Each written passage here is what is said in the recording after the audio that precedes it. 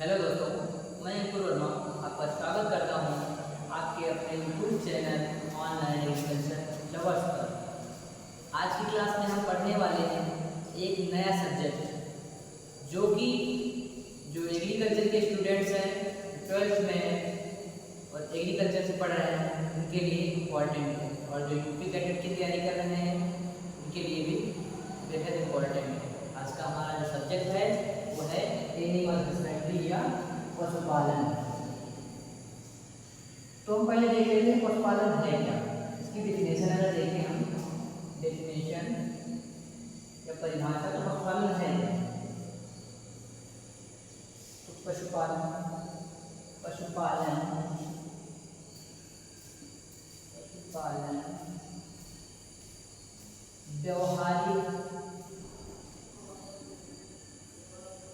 पशुपालन व्यवहारिक विज्ञान की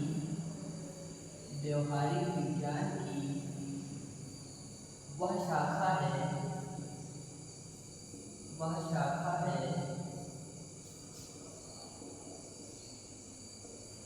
जिसके अंतर्गत पशुओं को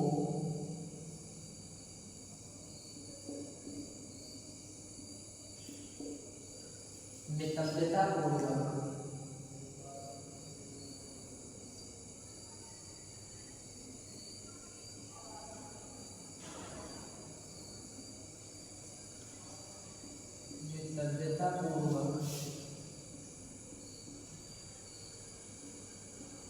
उनकी रहन सहन,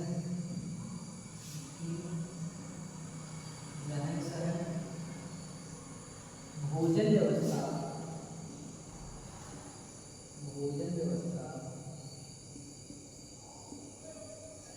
प्रजनन व्यवस्था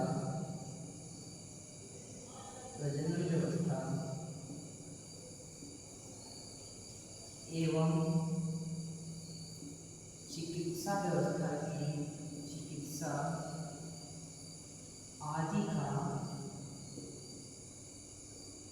अध्ययन करते हैं।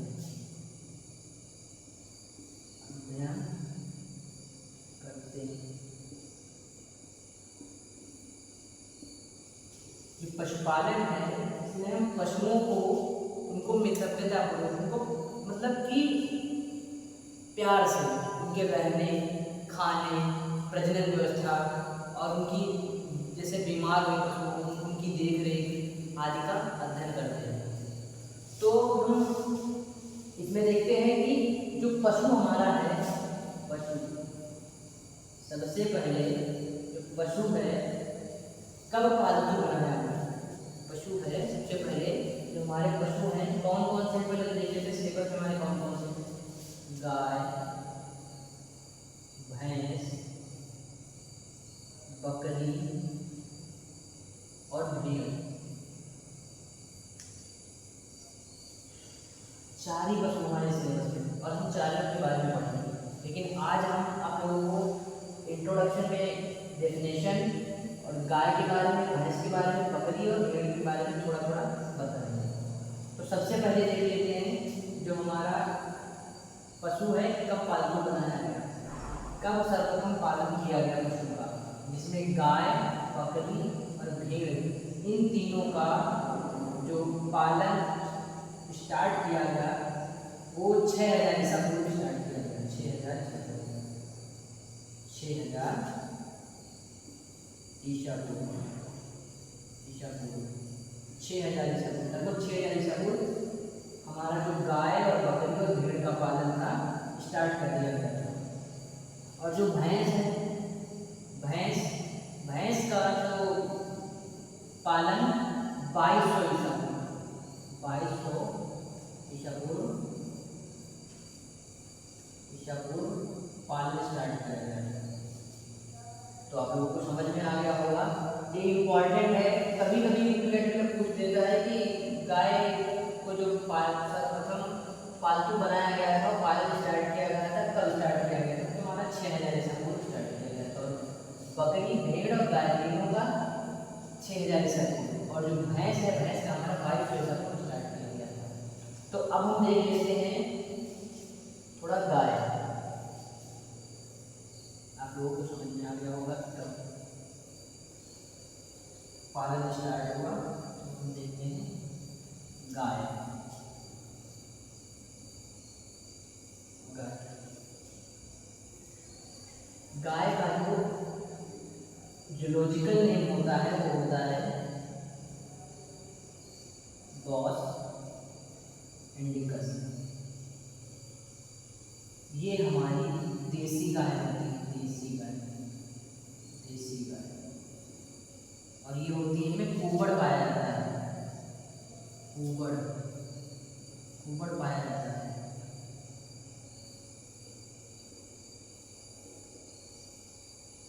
कुबड़ हम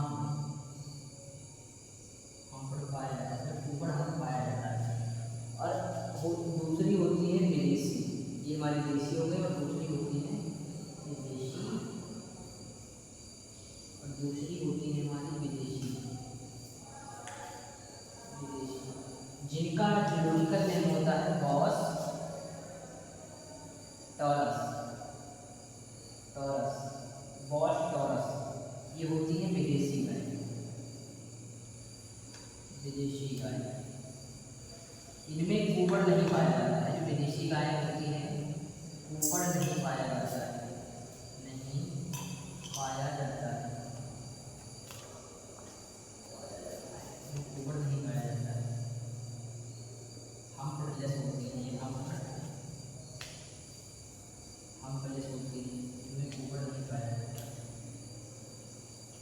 जो देसी नस्लें होती हैं, जो हमारी इंडिया की देसी नस्लें हैं, इनको भी इनके उद्देश्य, इनके कार्य, इनके दूध देने की क्षमता की वजह से हम इनको 3 भागों में, 3 टाइप से और विभाजित कर देते हैं। आगे हम देख लेते हैं।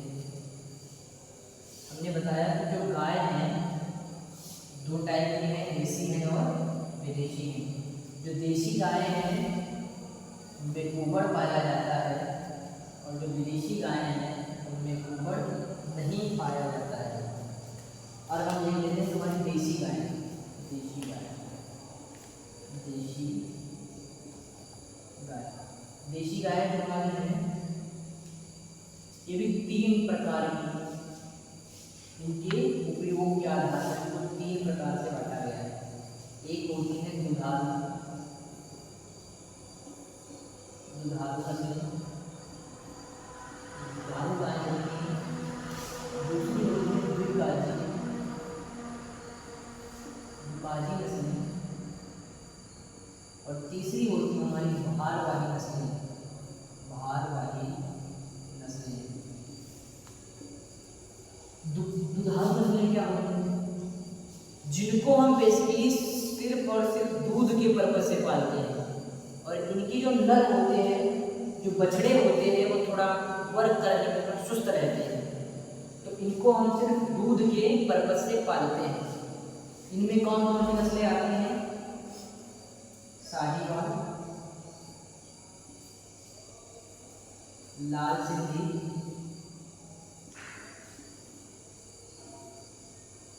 गिरी,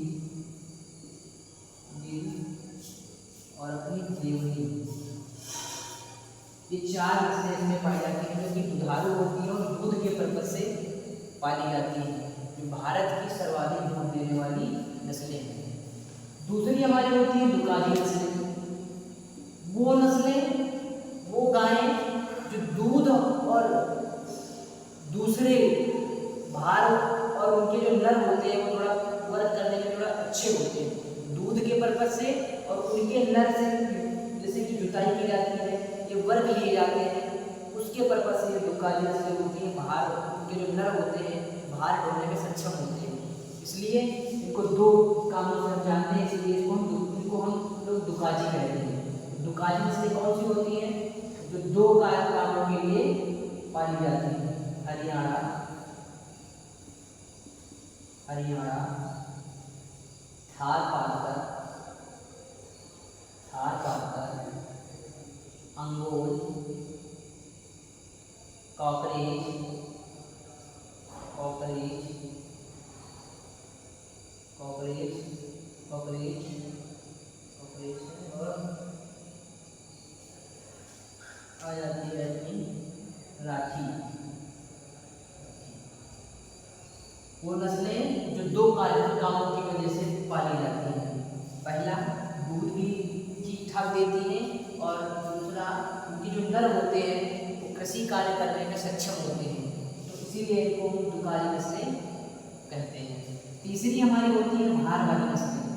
ऐसी गायें जो दूध तो बहुत कम देती हैं, बट उनके जो नर होते हैं वो कृषि कार्य करने में बहुत ज़्यादा सक्षम होते हैं। आप लोगों ने देखा होगा जो बैल होते हैं कभी कभी छोटे होते हैं, लेकिन वो बहुत तेज़ी से अच्छा काम करते हैं। खेतों में देखा होगा अच्छी से जुताई करते हैं।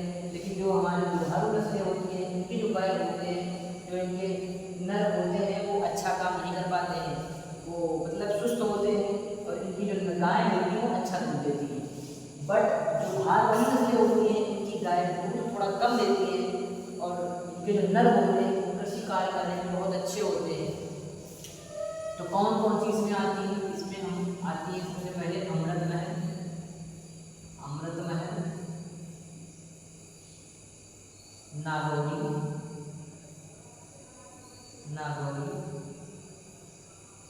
मेवाती, खेरीगढ़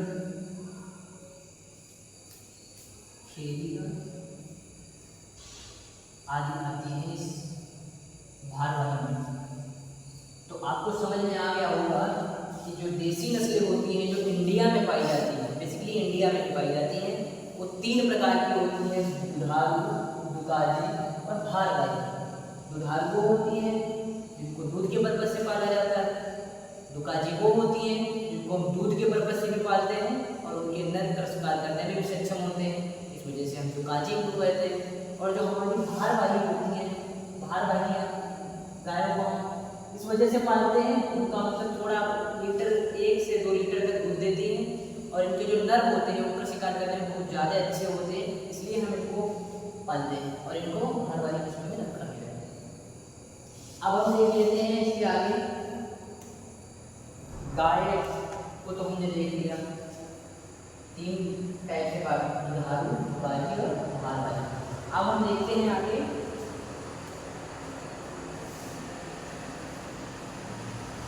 भैंस, गाय, भैंस, गाय को देख लिया, भैंस और भेड़ और बकरी, ये बोटेनिकल नेम है, और आगे की चीज़ें हम अगली क्लास में पढ़ेंगे। पहले हम देख लेते हैं भैंस,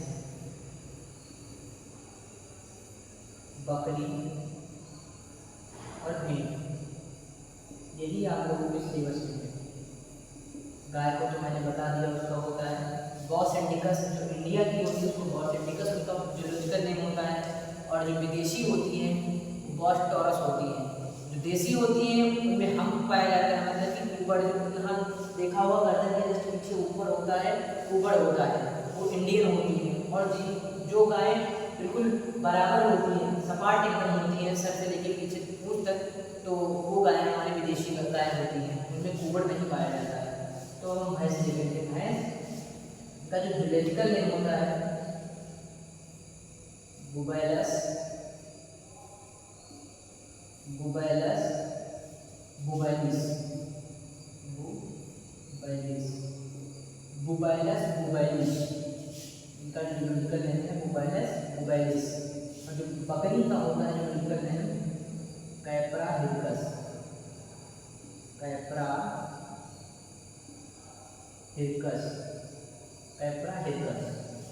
और जो हमारी सीप होती है भेड़, इसका होता है ओविस एरीज, इनका ये जूलॉजिकल नेम होता है। तो आज की क्लास में हमने बेसिक देखा, गायों के बारे में पढ़ा। जो हमारी गाय होती हैं 2 प्रकार की होती हैं, विदेशी और देसी। और देसी गाय जो हमारी होती हैं 3 टाइप की होती हैं, दुधारू, दुकाजी और भार वाली। तो आज क्लास हमारी यहाँ पर एंड होती है, और आप लोगों को पता होगा क्योंकि हमने एक शॉर्ट वीडियो में आप लोगों को बताया है।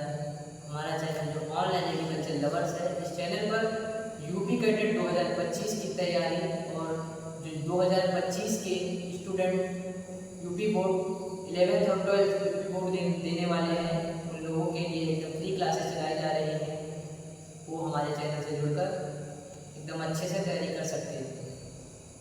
Thank you.